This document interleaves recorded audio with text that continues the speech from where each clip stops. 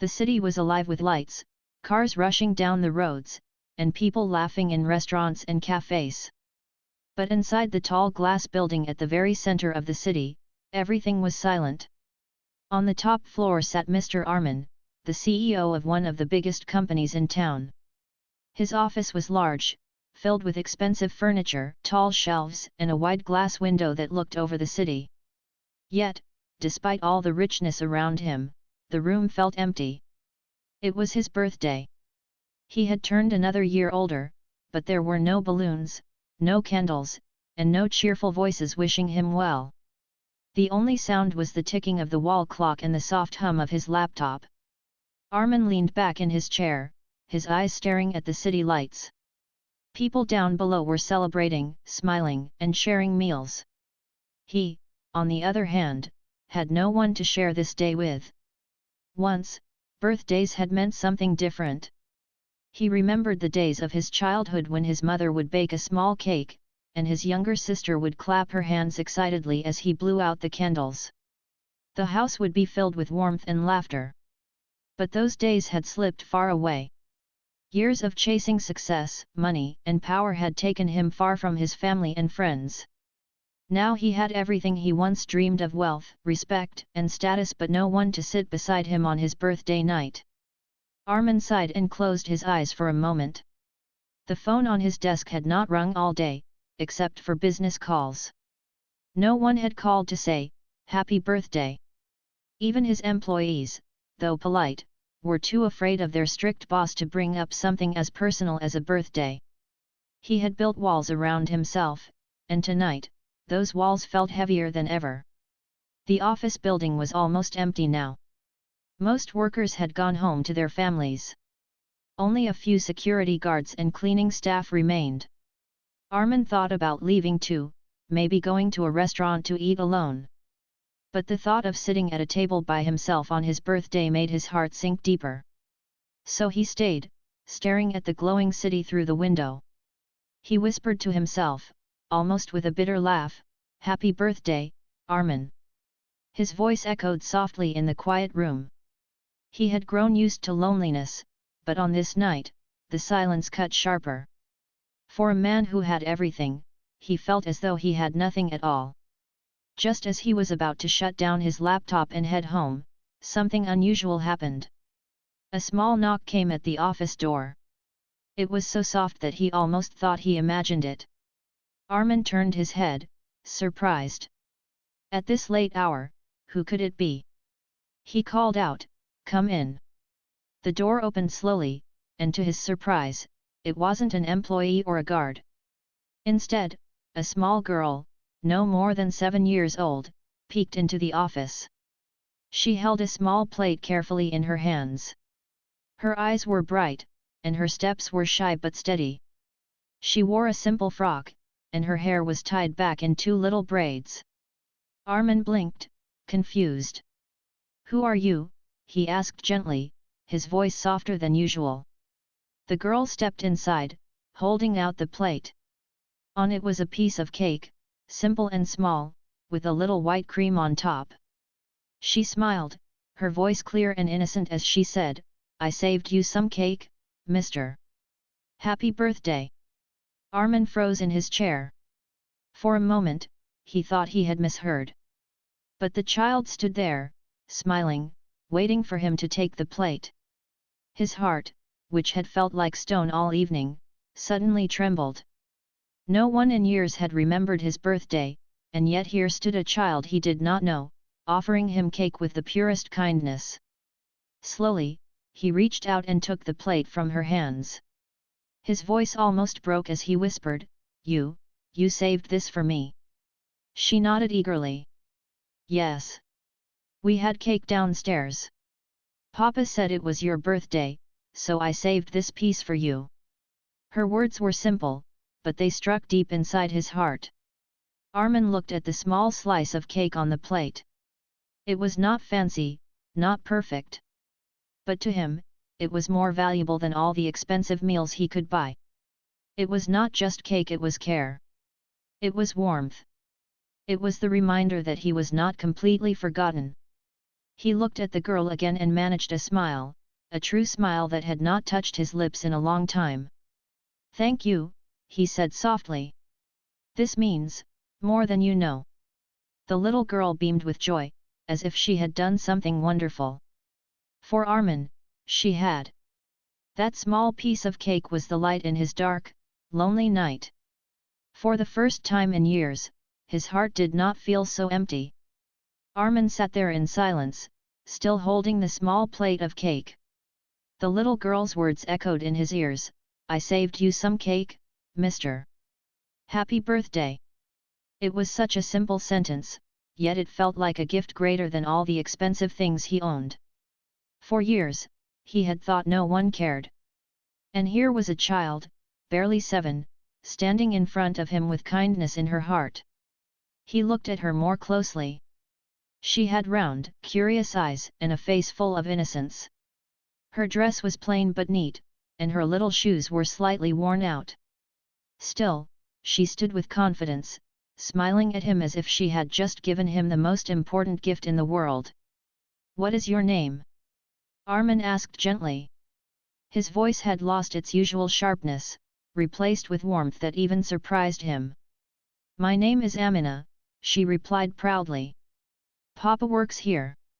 He cleans the floors. I was helping him downstairs. We had some cake, so I saved a piece for you." Armin's heart softened even more. This small girl, the daughter of a janitor, had noticed something that no one else had.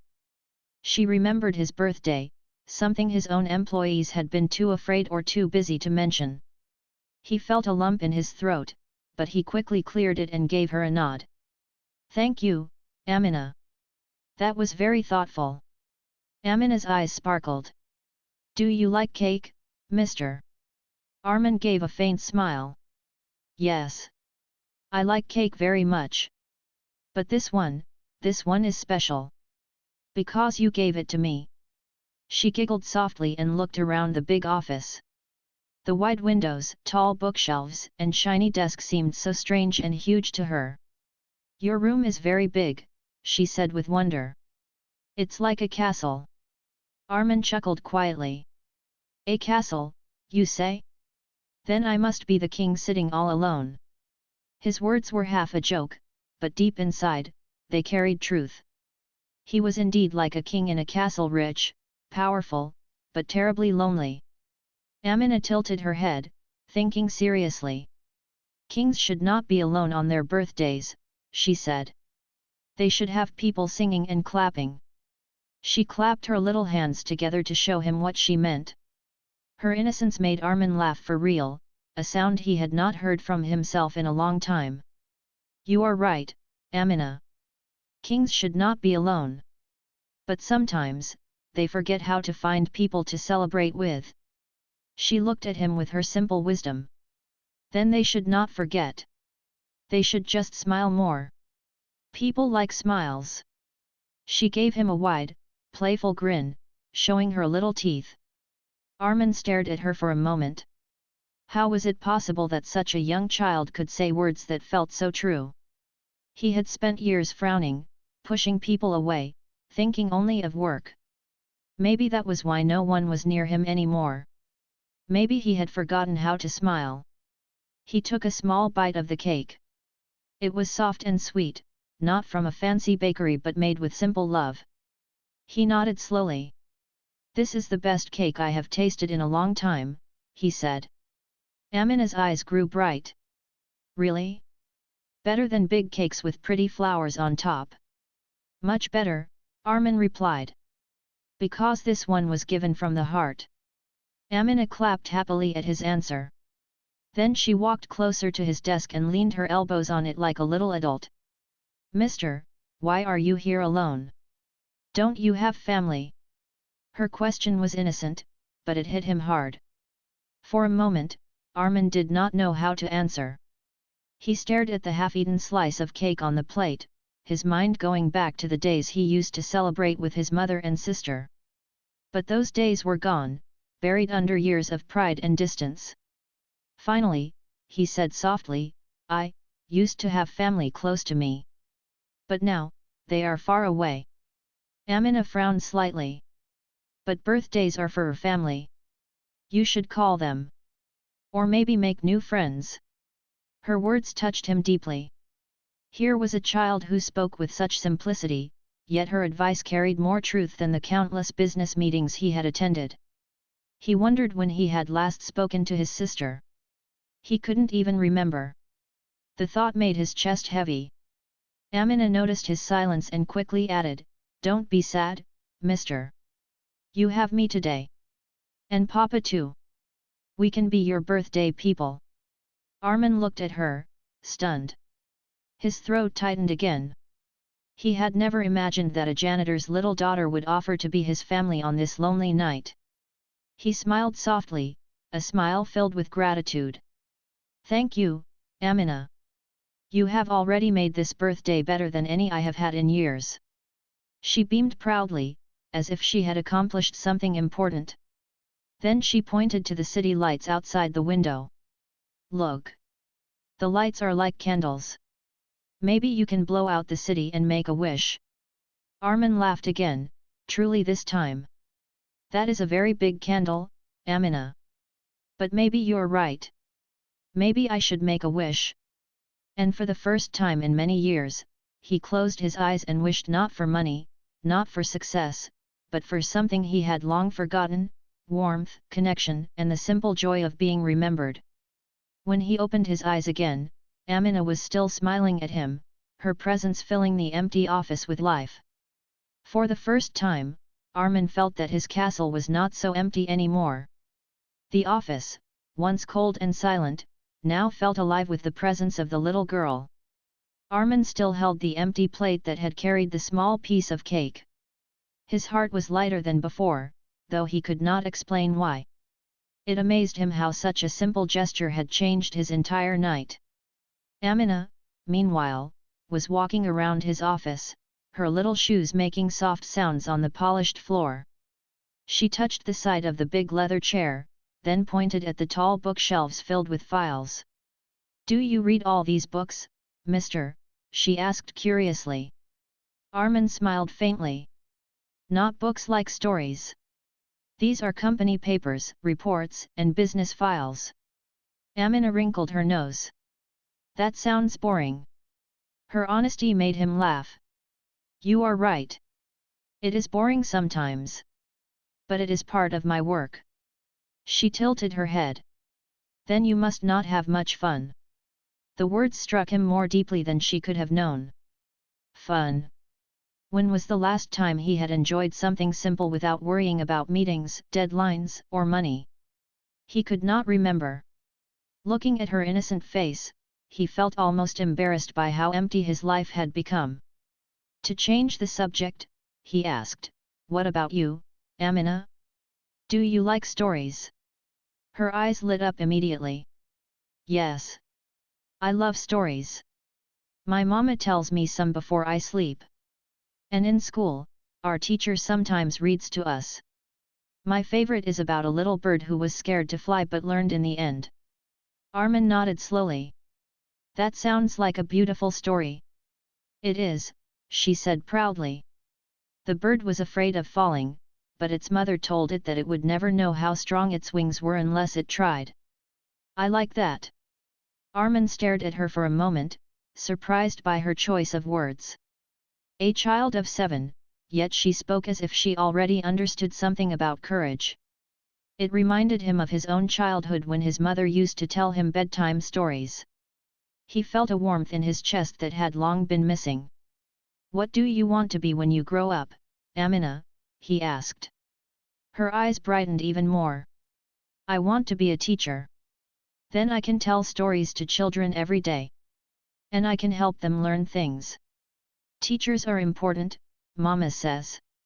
"A teacher," Armin repeated softly. "That is a very noble dream." "Yes," she nodded seriously. "Because teachers help children see the world better. I want to make children happy and smart." Her simple dream touched him. Here was a child from a humble home, thinking not of riches or fame but of helping others. He compared it to his own journey, years of chasing wealth, building a company, yet ending up alone on his birthday. The difference was like night and day. "You will be a wonderful teacher one day," Armin said sincerely. Amina grinned. "Thank you, mister. And what did you want to be when you were little?" The question caught him off guard. He had not thought about it in years. Slowly, he answered, "When I was little, I wanted to be an artist. I used to draw pictures and paint. But life changed. I studied business instead, and then I forgot about drawing." Amina's eyes widened. "You forgot? How can someone forget what they love?" Armin looked down at his desk. Her question pierced his heart. He had not forgotten completely, but he had buried it under piles of work and ambition. Sometimes, we get too busy. We think other things are more important. Amina shook her head firmly. "But things that make you happy are also important. You should draw again, mister. Even kings in castles need hobbies."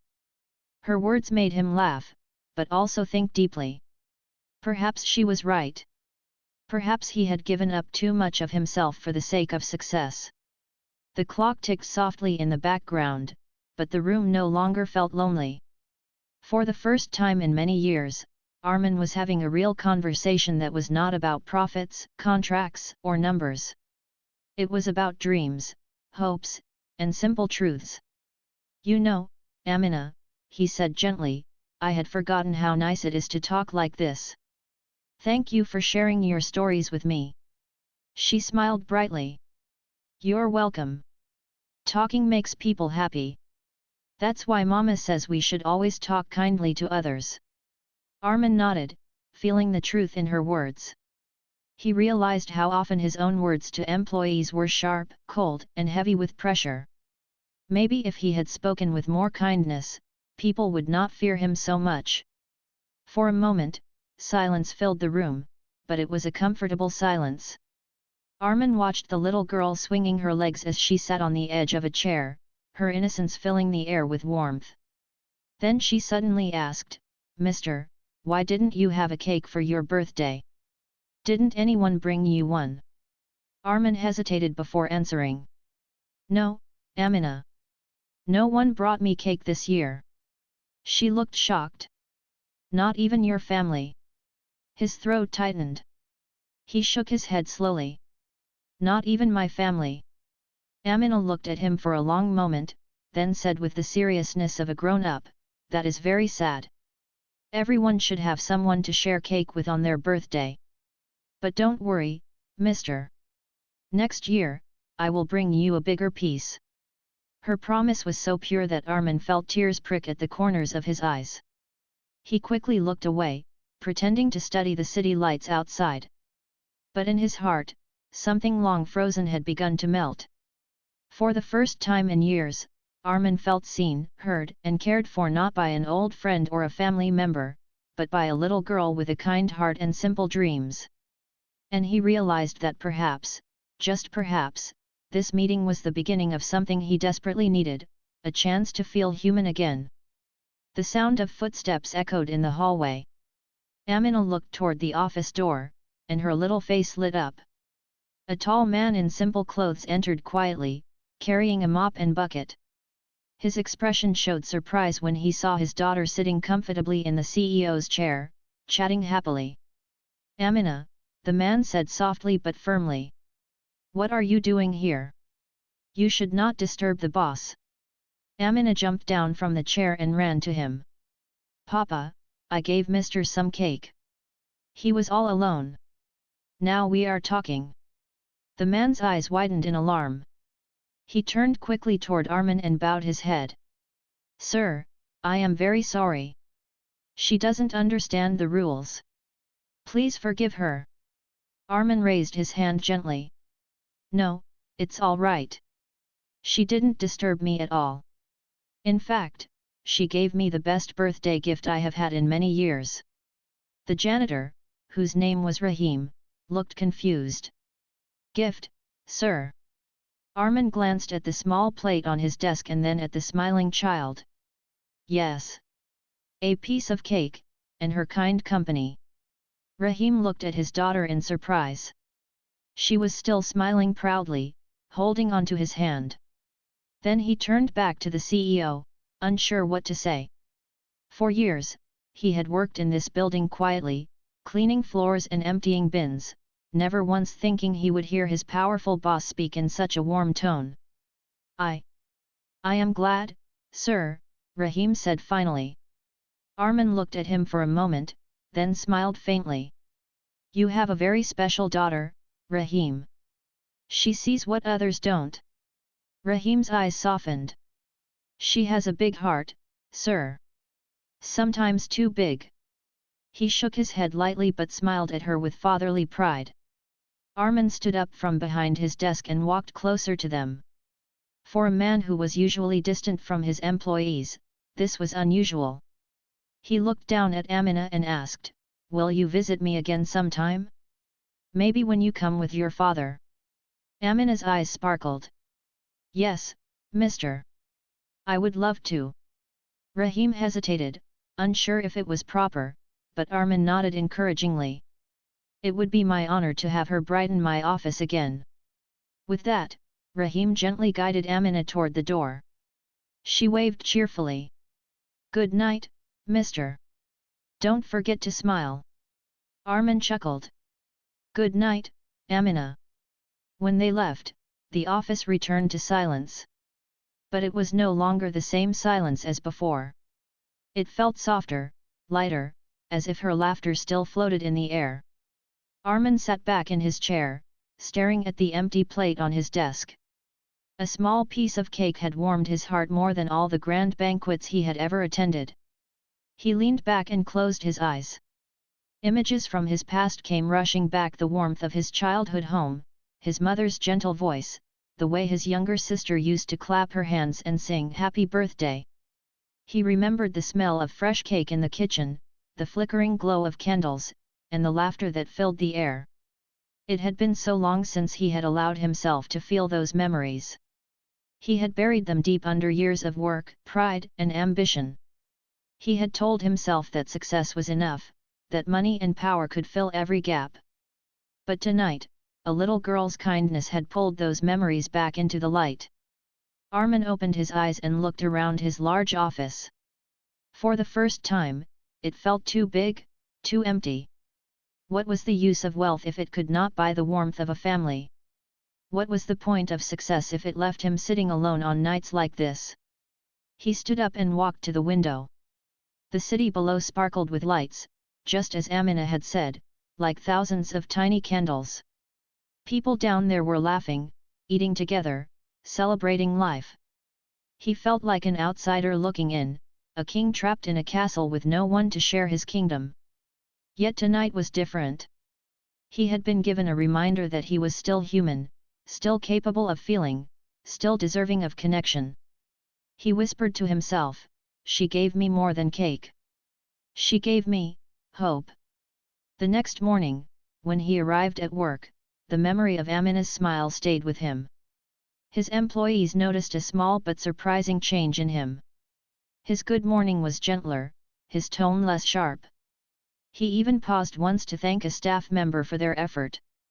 It was small, but for those who knew him, it was shocking.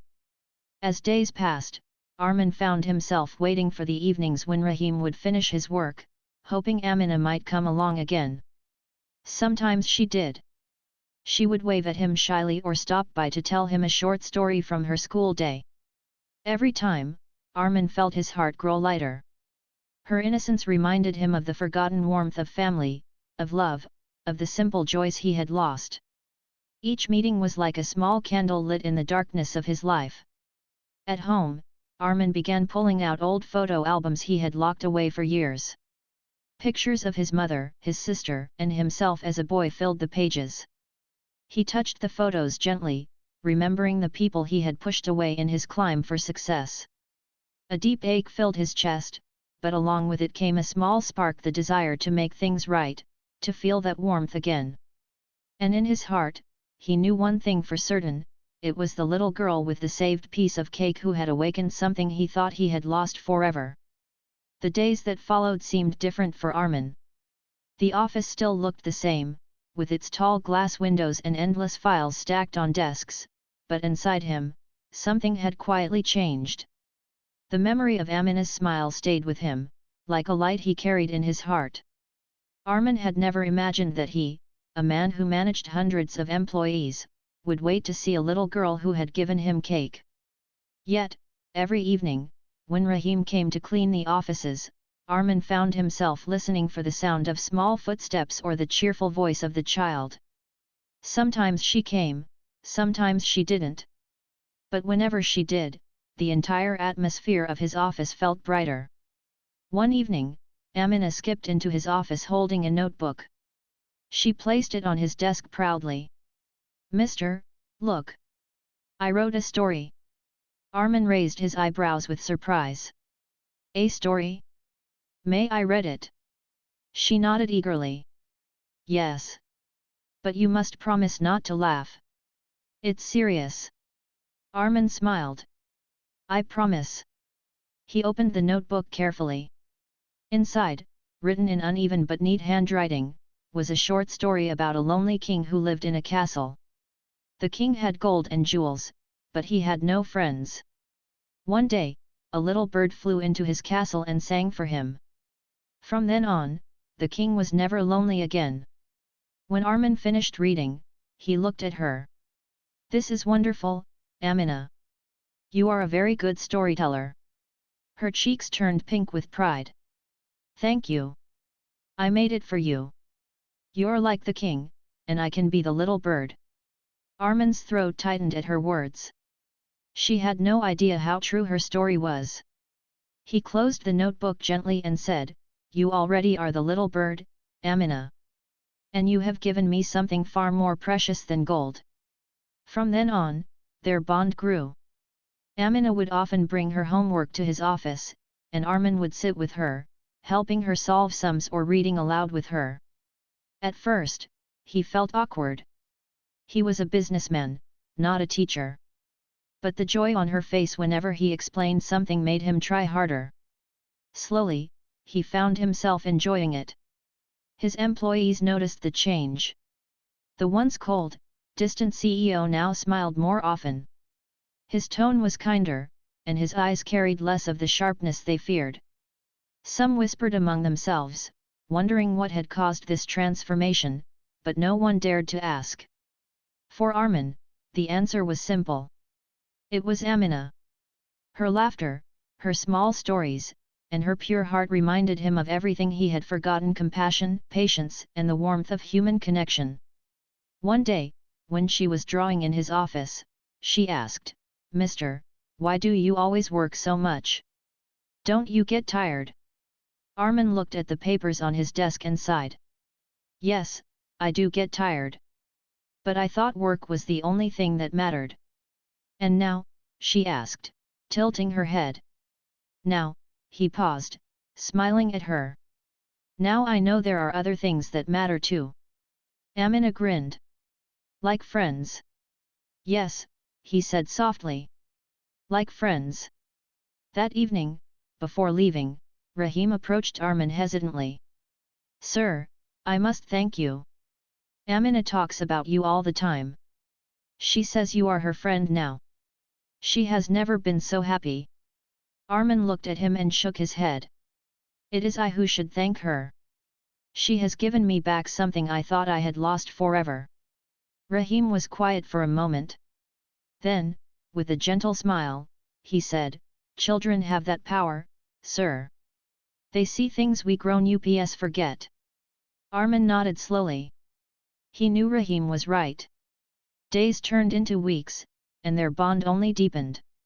Armin began to notice how much joy came from small acts: listening to Amina's stories, seeing her excitement when she solved a math problem, or hearing her laughter fill the once lonely room. He even started keeping a box of crayons and papers in his office, just for her. But the biggest change was within him. The walls he had built around his heart were beginning to fall. He no longer saw himself only as the powerful CEO, but as a man who could still care, still laugh, still love. One night, after Amina and her father had left, Armin stayed back in his office, thinking. He pulled out an old drawer and found a dusty sketchbook from years ago. It had been hidden away, forgotten. He opened it, and inside were drawings he had made as a young man, trees, faces, and little moments of life. His heart ached, but also felt alive. Amina's words came back to him, things that make you happy are also important. For the first time in decades, Armin picked up a pencil and began to draw again.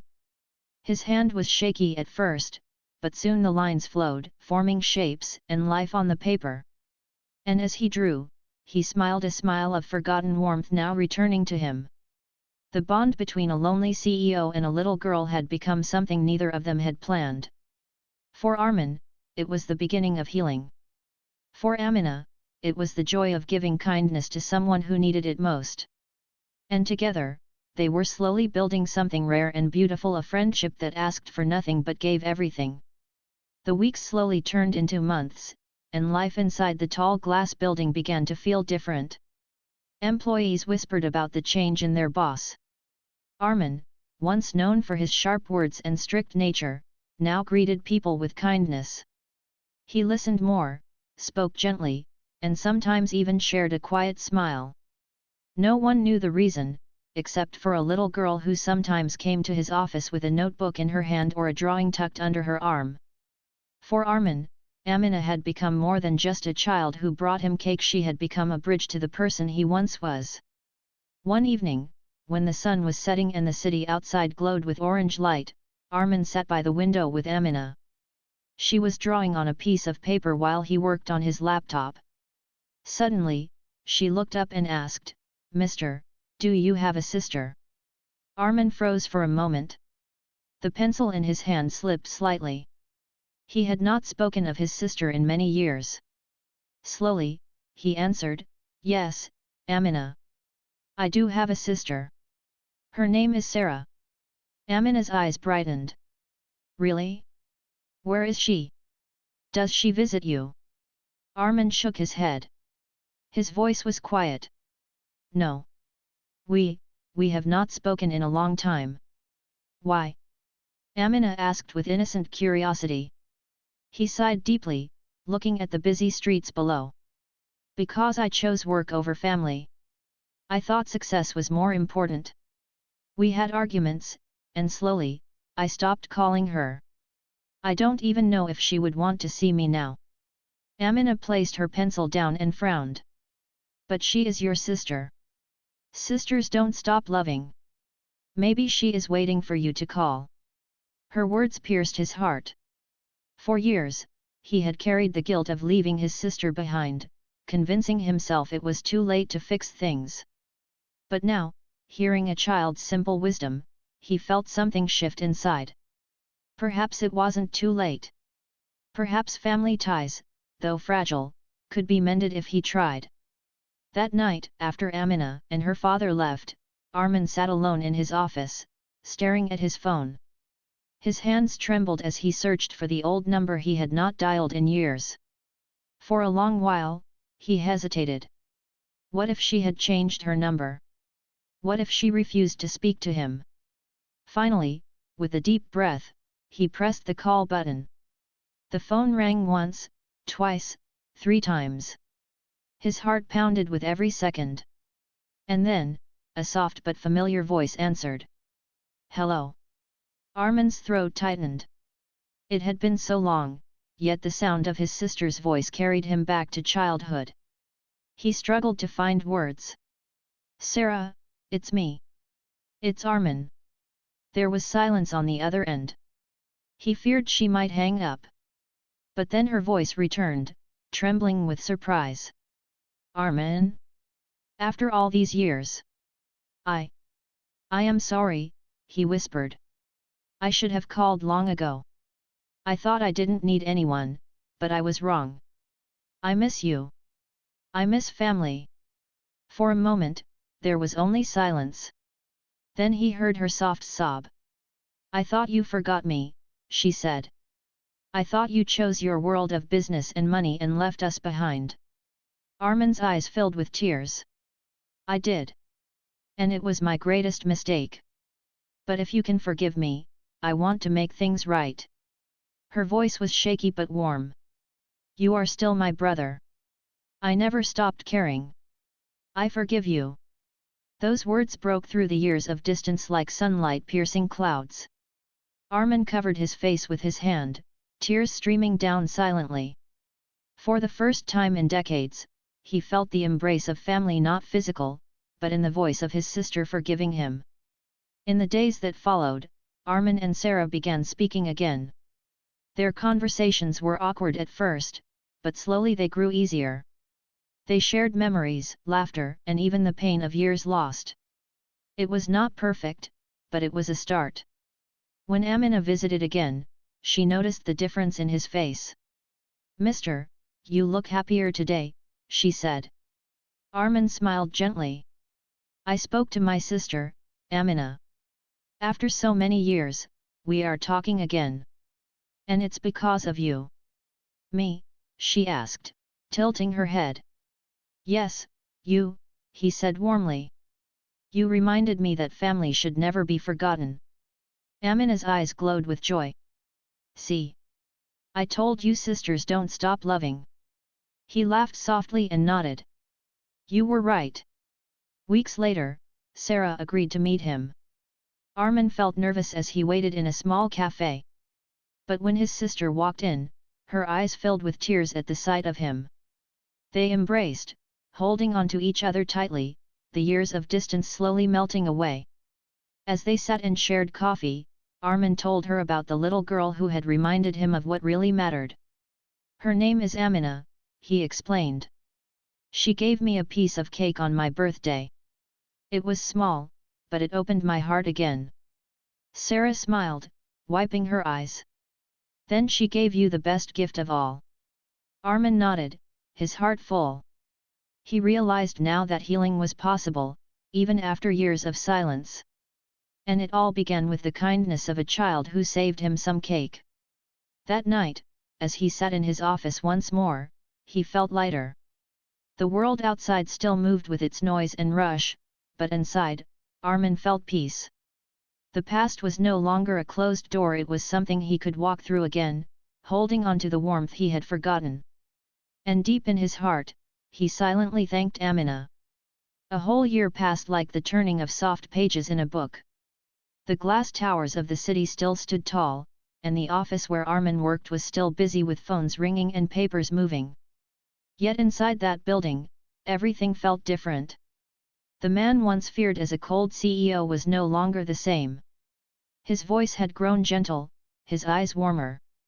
Employees who once walked on eggshells now greeted him without fear. They even smiled when he passed by.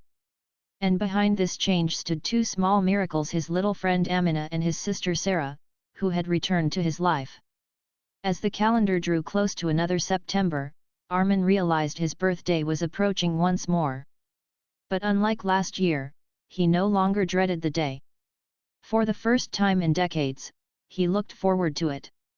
On the morning of his birthday, Armin woke early. He wore a soft smile as he adjusted his tie. His office felt bright, not because of the sunlight, but because of the warmth in his heart. He was not alone anymore. Around midday, Amina came skipping into his office, her hair tied with a red ribbon.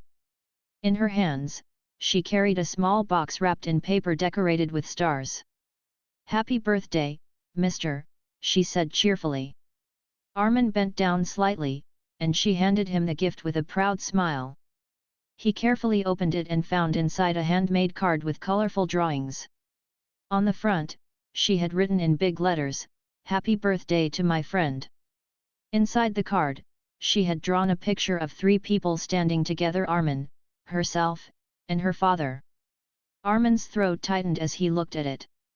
"This is the best gift I could ever receive," he said softly. Amina beamed. "And guess what? I saved you some cake again." She pulled out a small slice wrapped neatly in foil. He laughed, remembering the lonely night of his last birthday when her cake had been the only sweetness. But this time, things were different. He was not alone. As they sat together enjoying the cake, there was a knock on the office door.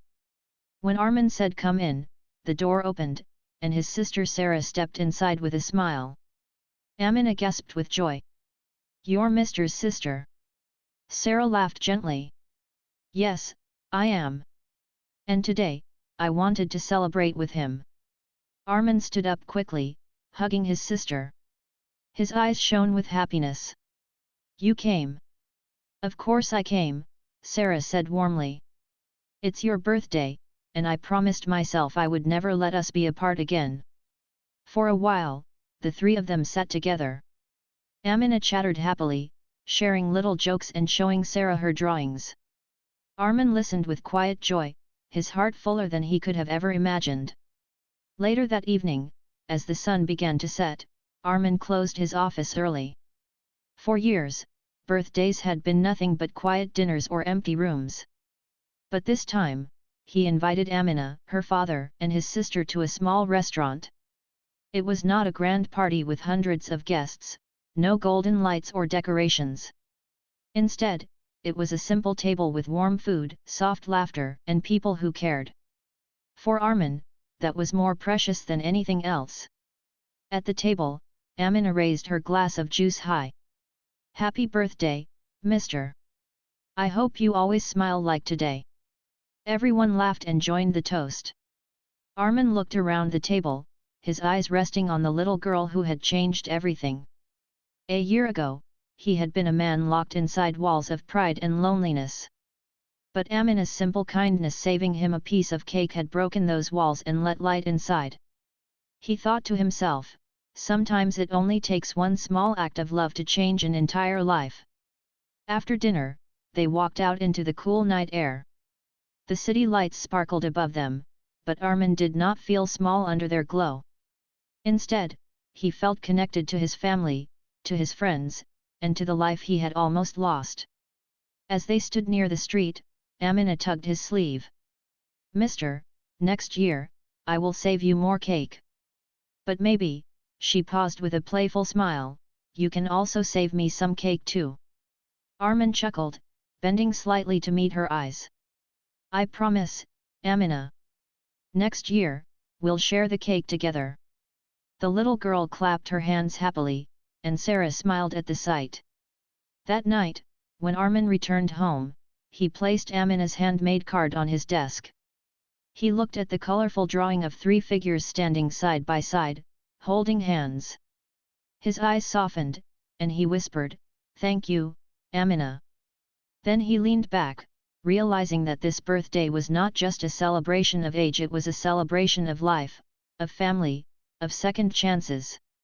For the first time in years, he did not feel like the lonely CEO of a tall glass tower. He felt like a man who had found his way home.